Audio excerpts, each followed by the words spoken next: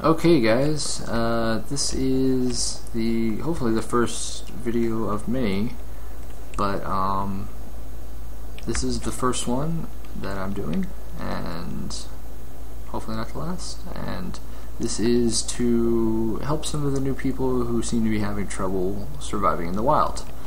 One of the first things I'm going to go over is my loadout, Darkness. But as you can see, I am armorless, and I just got that bow a couple seconds ago. I'm gonna get to a safe place before I start looking around at everything. This is kind of safe. Yeah. Alright, here is basic loadout that you probably should have, or do your best to get within, a day or so. It's not hard to get. A full round of voting will give you, 1,200 rupees, something of that sort, and that should get you at the very least this sword, and iron pick, which is two of the main things you're going to need, because iron picks are useful and they can get into stuff, and they're just useful. Rotten flesh, not very expensive, but you can get that through your iron sword. Just kill some zombies, and there you go. Some rotten flesh. The bow, as you can see, mine is not that repaired. Its durability is 161 out of 384, but this isn't really necessary. You can do it very easily with one of these bows and get along just fine. Just as long as you're careful. But this is all I have. This stuff is kind of irrelevant. This is all you really need. These four things and some arrows. I have an infinity bow, so I only really need one arrow, but I picked all this up along the way. Alright, let's get into it. So I'm going to go over a couple rules that will help you from rage quitting most of all, but keep you alive and keep your stuff on you a little bit better. Oh man, this recording software is bad. So I'm just gonna, this is a grinder that I use. I'm gonna use this to illustrate a few things despite the level of quality. Alright, one of the first rules that I follow quite religiously is to set a bed, because if I came out here right now and there was 40 zombies, I would die. Or 40 enraged, I would die. Especially without armor. So set a bed. It's very important, and it'll keep you from rage quitting, because you'll be close. If you set a bed and you end up dead, you won't be mad. Another thing I want to talk about is if you can find one of these places or set up a flesh system where you only get enraged, you will get very good loot. Let's check what I have on me.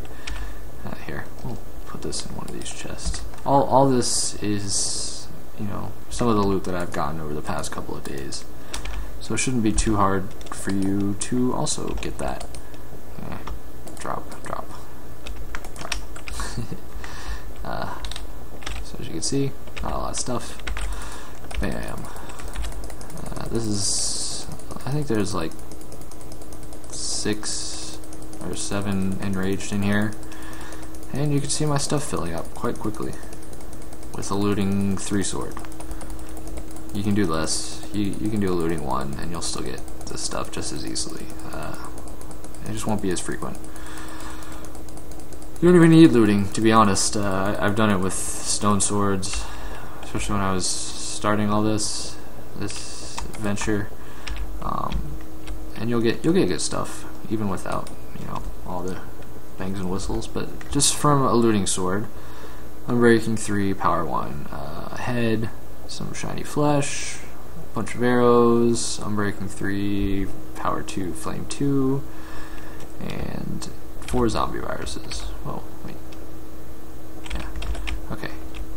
So So set a bed and try and kill some things. You can do it in your spawn. It's not too difficult.